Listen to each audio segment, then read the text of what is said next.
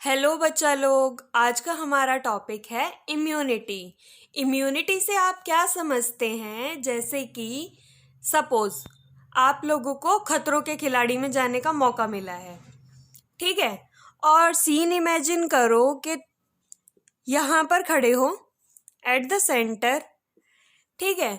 और यहाँ से स्नेक, क्रोकोडाइल, कॉकरोच एंड बहुत सारी चीज़ें आपको सराउंड कर रही हैं, ठीक है। तो ये सीन डेली लाइफ में भी आपके साथ होता है। कैसे होता है? जैसे कि हम लोग एनवायरनमेंट में हैं, ये ऑर्गेनिजम्स हैं आपको सराउंड करने वाले बहुत सारे, जैसे कि माइकोबैक्टीरियम, ट्यूबरकुलोसिस, एडिनोवायरस, और आज के टाइम पे सबसे ज़्यादा कोरोना वायरस, ठीक है।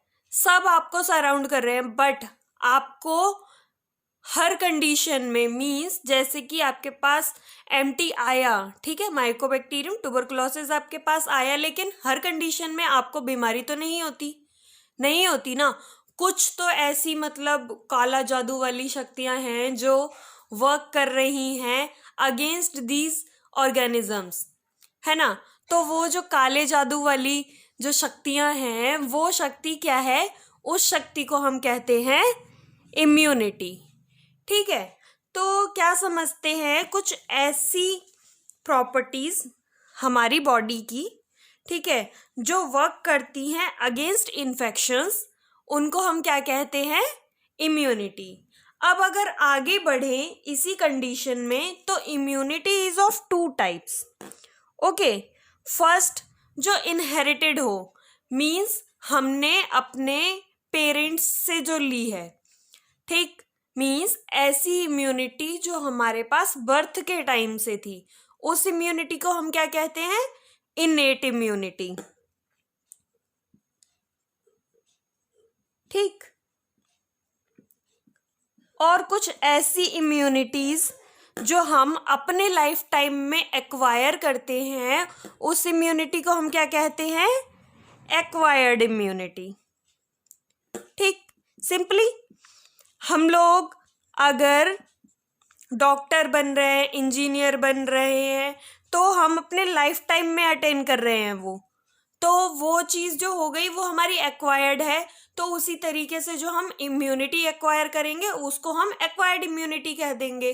बट हमारी आईज हमारे पेरेंट्स से मिलती हैं, नोज पेरेंट्स से मिलती है, तो जो इम्यूनिटीज़ हमें पेरेंट्स से मिली है, इनहेरिटेड है जो, उसको हम कहते हैं इनेट इम्यूनिटी। तो आज हमें बात करनी है इनेट इम्यूनिटी। इनेट इम्यूनिटी अगर मैं बेसिकली कहूँ तो 4 टाइप्स की है, ठीक है। इनेट इम्यूनिटी 4 टाइप्स की है। 4 टाइप्स में सबसे पहली फिजिकल, मीन्स ये बैरियर प्रोवाइड करेगी हमें, जिससे कि micro organisms first line of defence पर ही खत्म हो जाए, ठीक है। दूसरी हमारी है फिजियोलॉजिकल,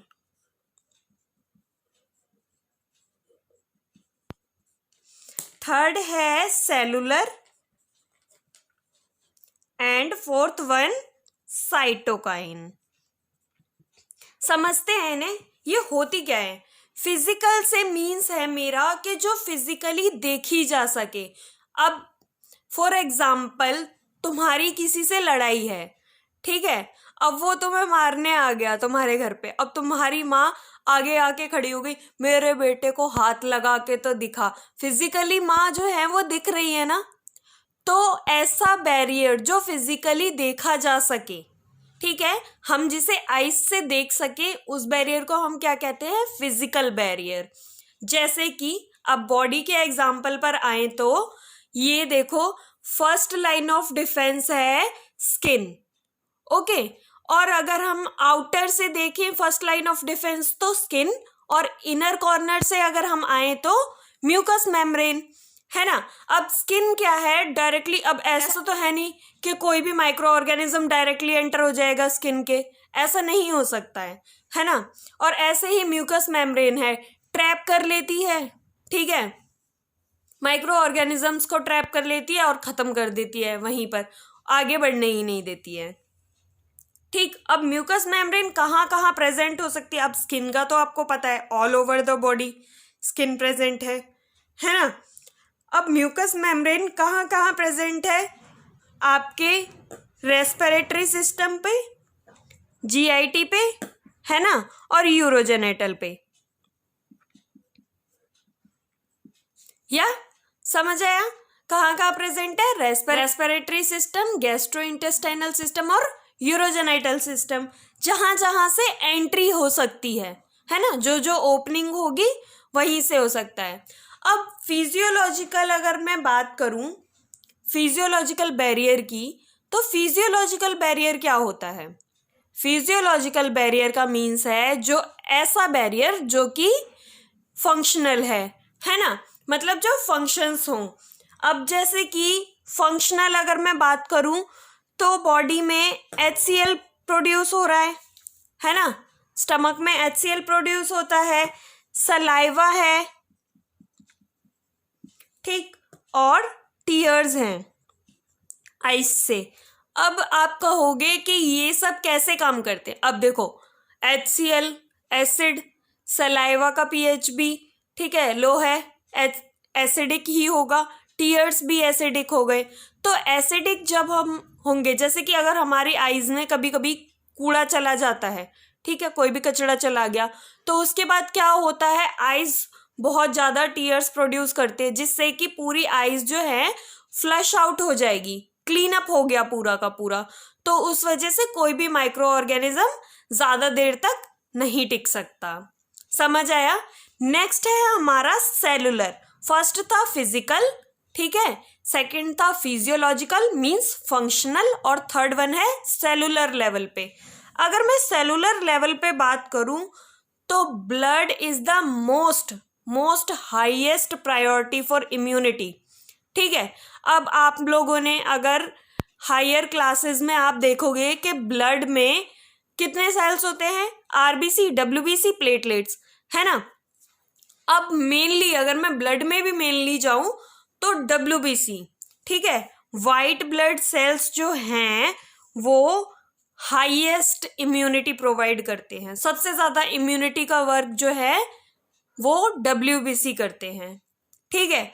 अब डब्ल्यूबीसी में अगर हम देखेंगे तो कितने सारे इसमें डिवीज़न है, ठीक है, मोनोसाइट, लिम्फोसाइट, ठीक है, और neutrophils, basophils, acidophils means eosinophils, ये सब के सब इम्यूनिटी प्रोवाइड करने का काम करते हैं, ठीक है।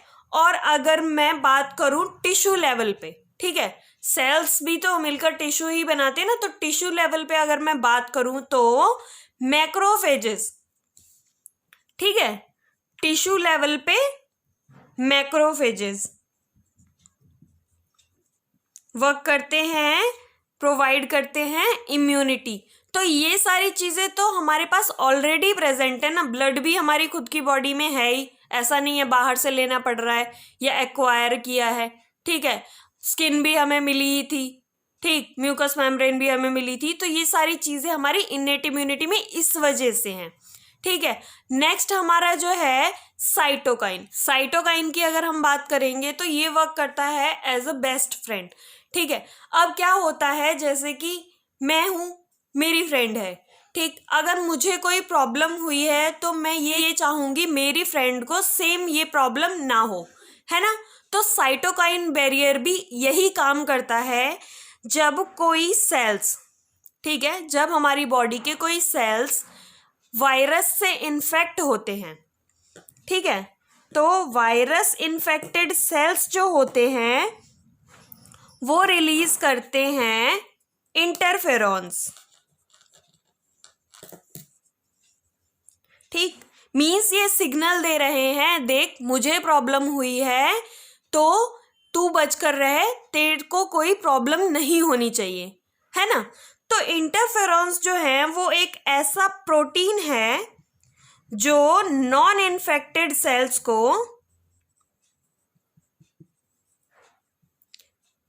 जो नॉन इन्फेक्टेड सेल्स को प्रिवेंट करता है किसी भी वायरल इन्फेक्शन से। मीन्स अगर इस सेल को इन्फेक्शन हुआ है तो ये प्रिवेंट करेगा अपने आसपास की सेल्स को कि उन्हें कोई भी इन्फेक्शन ना हो। समझ आया? इसने जो इंटरफेरॉन रिलीज किया वो इन सबको इनहिबिट कर देगा कि इनको कोई भी प्रॉब्लम्स ना हो। ठीक है, आज हम लोगों ने क्या पढ़ा? Innate immunity. ठीक है, इनेट इम्यूनिटी में हमने क्या पढ़ा? Physical barrier, physiological barrier, cellular barrier और साइटोकाइन बैरियर। नेक्स्ट वीडियो में हम लोग पढ़ेंगे एक्वायर्ड इम्यूनिटी। तो एक्वायर्ड इम्यूनिटी के लिए स्टे ट्यून्ड और थैंक यू फॉर वॉचिंग।